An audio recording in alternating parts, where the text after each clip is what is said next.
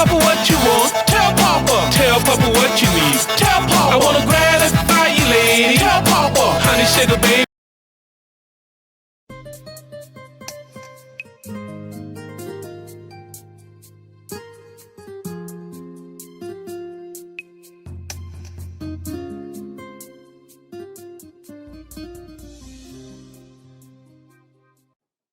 Yes, ladies and gentlemen, we have a treat today. One of the great writers of the writing genre overall is with us, and we're going to find out from some of his experiences what brought about his writing talent, what brought about that writing expression, what brought about that writing skill that he developed into becoming one of the great writers. Look at these great works of art right here. So, Brother Dadisi, why did you become a writer? Well, first of all, let me say I'm from Charleston, South Carolina. Yes. And I'm born and raised there. And when I was growing up, I had a very difficult time reading and writing. Okay. You know? So, but I always liked writing, you know, like I always liked copying things out of the book, even though sometimes I couldn't even pronounce the words, but the thought of just writing, I would always do that, just copy things out of the book. So I got in the habit of writing. You know? How early would you say you started that? I think I was about in the second grade. Okay. You know, so I always had a love for the written language, but not able to pronounce the words.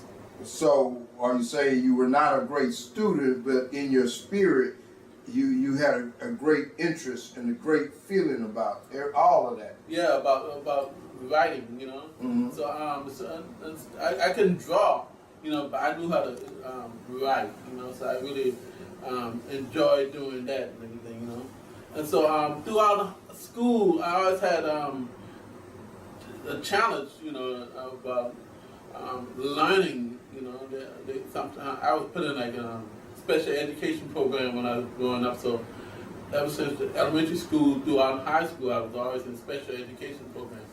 You know, so but I always was interested in writing. You know, come up with my own thoughts. And, you know, and things of that nature. Was it? I know for me, believe it or not, I was shy. I was very shy, and it was like breathing. I had to find a way to express myself. Was it like that for you?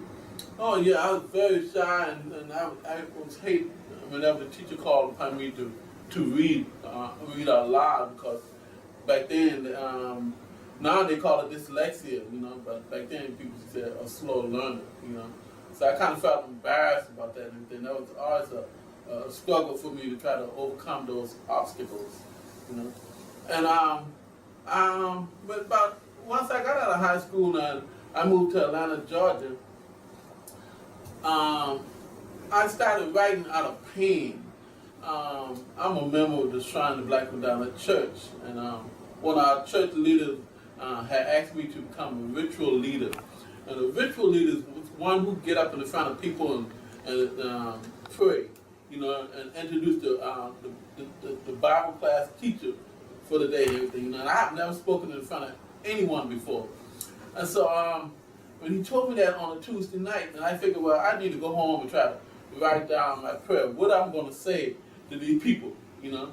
And so when I got home, I was looking at TV, and I saw all these, the news channel came on with Ethiopian children, and there was the fanning going on in Ethiopia. And so I was really hurt by that. I was touched. And so after I saw the news with the children in Ethiopia starving to death, the famine that was going on over there, I decided to lay down. But that thought kept seeing those pictures of children with the blowed up stomach and everything, you know, stayed on my mind. So I said, well, let me go and try to write the Lord's Prayer that I'm going to say on that Sunday morning, the following Sunday morning. And so as I began to write, I found myself writing a poem. And so my roommate, I had some roommate at the time, a couple of guys and everything, they came over, they came home, and when they came home, I said, wait, I'm trying to write the Lord's Prayer, and hey, this seemed to be a poem. I've never written a poem before. I've read a few and everything, but it was rhyming real good, but it was talking about the reality of black people. And so my roommate, they liked the poem and everything, you know. And so afterward they read the poem and everything, I decided, okay, let me attempt to try to write another prayer. I'm gonna get to this prayer. And it came out another poem. So one of my roommates, after they read the second poem, one of my roommates said, "What you trying to become, the last poet?" I said, "No." I said, "I'm trying to write the Lord's Prayer, and each time I attempt to write the prayer, it's coming out in poetry." And so the next morning when I got up, I took it to school. The Lord works in mysterious ways, doesn't He? Yes, Lord. The next day I went to school, and I showed it to one of my teachers, and she was inspired by it, my English teacher. And she told me to go to the typing teacher because she loved poetry, Miss Christine Benton. And she told me and Miss Christine Benton saw the poem, she read it, and she was inspired by it. She typed the poem up, and she asked if she have a copy. She posted it on her board, and as the students started coming in, she had everybody read the poem, and it seemed like people was thrilled about what I had to say in those poetry. And so I fell in love with poetry. I said, "Oh yeah, y'all like that?" So I kept on writing. So, is this how your first book started? Yes, that's how my first book started. This book right here, Okay. Poetry for Today's Young Black Revolutionary Mind. Look at that picture next to Brother Dadisi right there. That was your first book, huh? Yes, that was my first book. And that book was published when after I got to graduate school in Atlanta for printing. What year exactly? Do you remember? This book came out in 1994. 1994. Okay. Yes. All right. And when I was living in Detroit, Michigan, Okay. I was selected to be in this self-publishing group led by Naomi Long Magic. Okay. Naomi Long Magic is the publisher of Lotus Press. Okay. Black American classic, one of Black American classic press. Mhm. And she had a self-publishing workshop, and she was asking poets in the city of Detroit to enter your works, and if you any of your poems selected, you'll be part of the workshop. And she selected a few of my poems and had me become a part of the workshop, the self-publishing workshop. Okay, we got a lot of works right here. Tell me a brief synopsis of the titles and a brief summary of the works of each one of these. You gotta go in order from, you said this one was first, Yes. so go to the next one. Okay, the next book was this book right here, Need I Say More? Need I say more? I remember that title. Yes. And so I got a great response from the book Poetry for Today's Young Black Revolutionary Mind. I went on a little national tour through my publishing company at the time, Winston Derrick, out of Nashville, Tennessee. And then when Winston Derrick went out of business, I took it upon myself to publish my next book, which is entitled Need I Say More, because I figured I got response so well received from the first book, so I said, "Need I say more? Should I say more to y'all?" So I began to write more poetry, to respond to that. And just the simple cover. Well, tell me about that cover. Look at this cover, ladies and gentlemen. Just a yellow rose. Well, yes, my publisher, I self-published that book. Yes. And the publishing company I went to, the gentleman, he designed that book, okay? And unfortunately, after he designed this book, he was murdered. Someone went in his printing shop and shot and killed him. I tell you, it's a lot of stories in everybody's life. And one thing about a writer, we get a chance to tell our stories in print and hopefully leave a legacy as far as our knowledge, our experiences, and things that we've been through. And everybody goes through a whole lot of things. Okay, what was your next book, my brother? My next book was this book right here, Love Flows Like a River. Love Flows Like a River. Look at that. That's beautiful. Thank you. Yeah, I was inspired to write quotation that came out of my mind. I always like quotation books. I want to be like a quotation book, like thoughts that I came up and other people may be inspired to use. So that book, Love Flows Like a River, I really felt, a lot of love in my heart, and I still feel that way today, and I just want to share it with other people. That is beautiful. That's a beautiful concept and a beautiful book. Okay, you also have this book, A Bachelor's Wish List. I would take it by this title, A Bachelor's Wish List. There was a time when you said, I wish I could get to that perspective, that level. Well, I wrote that book, I completed the book in 2008. A week later, I met my wife. So the book was sitting up for about 7 years, and so I decided, it was sitting up in my closet.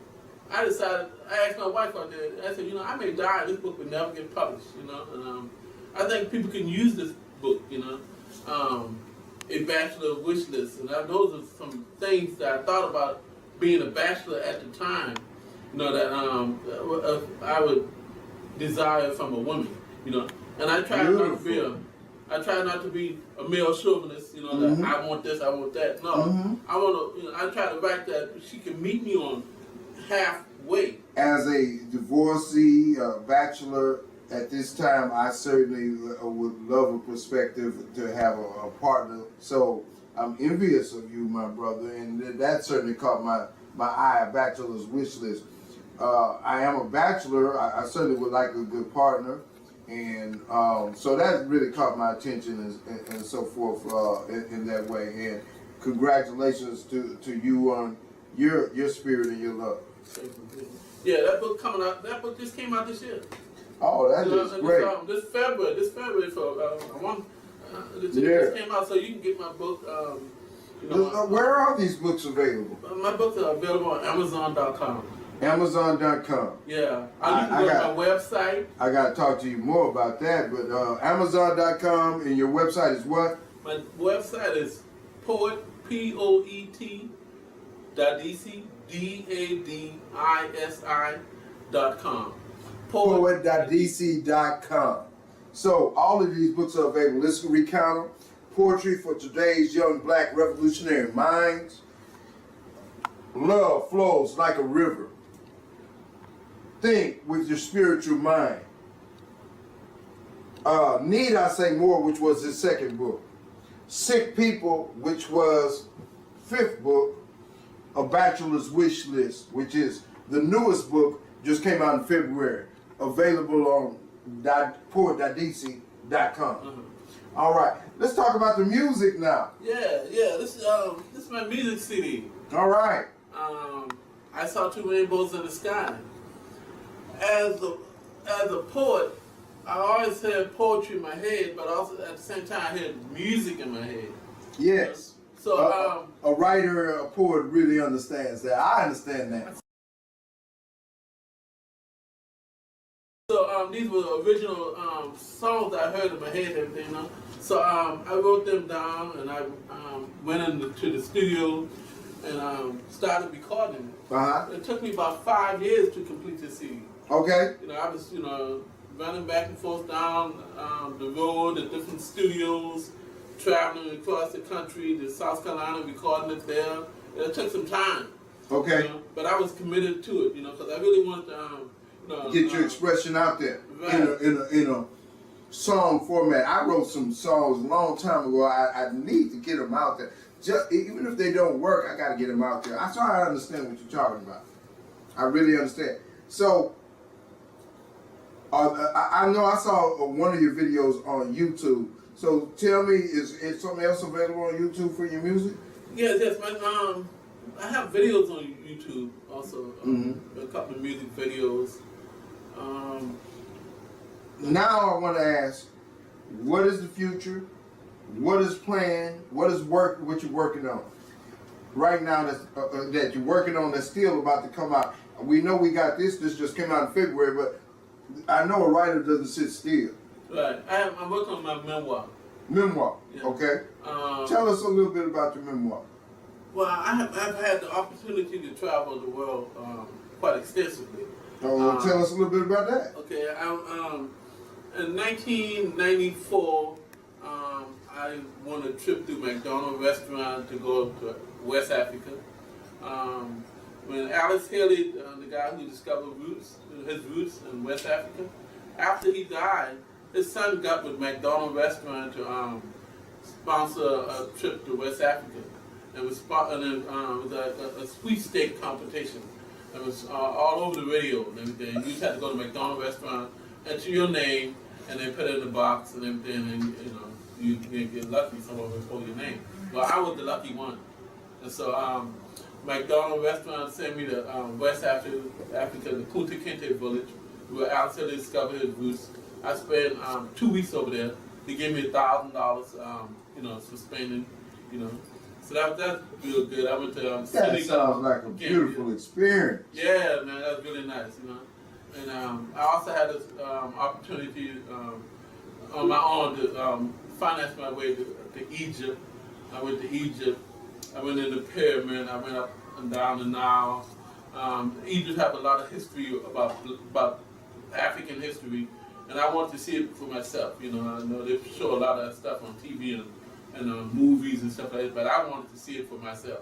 There's a lot of history in Egypt. I learned a lot. Tell us more about your international experiences. That's very interesting. Yeah, and so then after I came back from Egypt, I went to the Bahamas. I went to Jamaica, the Virgin Islands. I've been to Canada before and everything. So all that has helped me become, like I would consider myself, a Pan-African writer. Having a Pan-African perspective. Tell me this: are people different, the same? Well, tell me about different aspects of people, because you met a lot of different people from different parts of the world. Tell me about people and what you learned about the differences or the similarities. I think there's a lot of similarities, especially about wanting to come to America. Okay. And they meeting me, and I was an African American. I think people were inspired by that and everything. Like everywhere I went, people was talking to me about wanting to come to America. Yeah. So my writing has reflect my experience as a traveler. On a spiritual level, in your experiences, and I see a couple of your writings deal with the spirit. Are people different? When I went to Tanzania, I saw all different kinds of people. I was in the airport, in Bole Airport in Ethiopia, Addis Ababa, Ethiopia, and there were so many different people. There was Muslims in line. There was white Muslims. There were black Muslims. There were all different kinds of people. People with shawls, people, all different skin tones of people too. You tend to see in Ethiopia different, or more so one kind of skin tone, but there were so many different people. Did you see that also in your experiences? Yeah, I was surprised that I didn't see as many black people when I was in Egypt. Egypt has been conquered many times, yes. Now, and people of antiquity, they were black people. Right.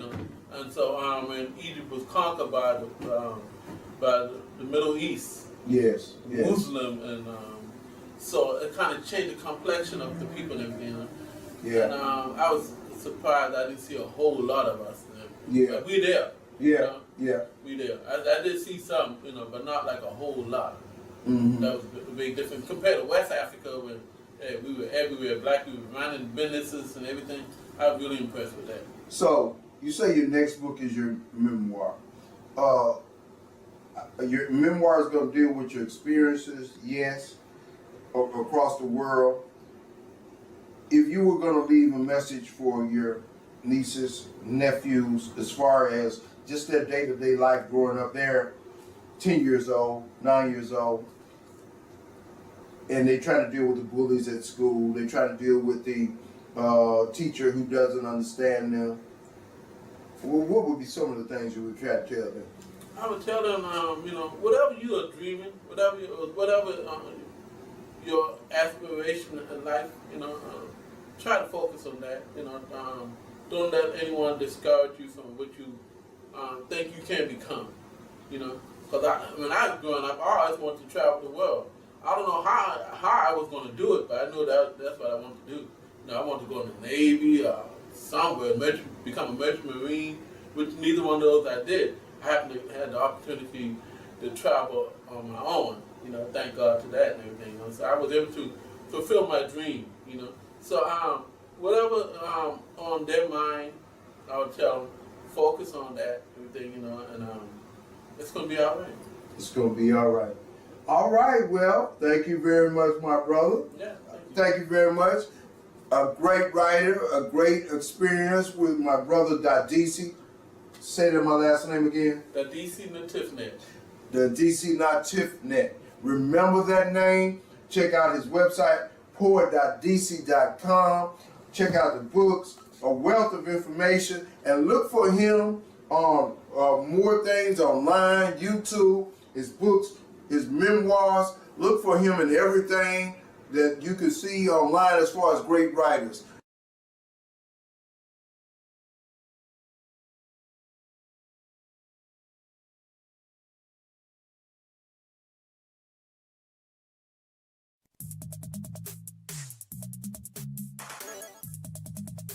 My mama, before we were born, before we were had, it was us and our love. We were born by that. She ate for us, she laid for us, she saved for us, and even paid for us. She did for us what we couldn't do for ourselves. That's why we always love our mama like nobody else. My mama used to tell me when I was a boy to take a woman serious, she's not a toy. Tell me, and if I want a loving, then I must be true. So she'll commit a life to you. Mama used to tell me. My mama used to tell me when I was a boy to take a woman serious, she's not a toy. And if I want a loving, then I must be true. So she'll commit a life to you. My mama, Before I was born, before I was had, it was me and my mom. I don't know about that. She ate for me, she laid for me, she slaved for me, and even paid for me. She did for me what I couldn't do for myself. That's why I always love my mama like nobody else.